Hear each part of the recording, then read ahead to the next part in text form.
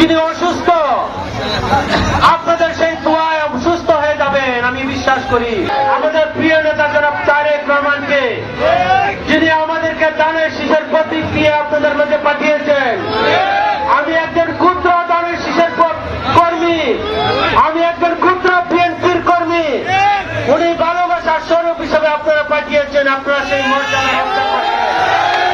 আমি আপনাদের কাছে দোয়া চাই, আমি আপনাদের কাছে দোয়া চাই আমাদের মা বেগম খালেদা জিয়ার জন্য, যিনি অসুস্থ।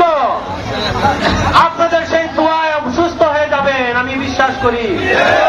আমি দোয়া চাই আমাদের প্রিয় নেতা জনাব তারেক রহমানের পরিবারের জন্য।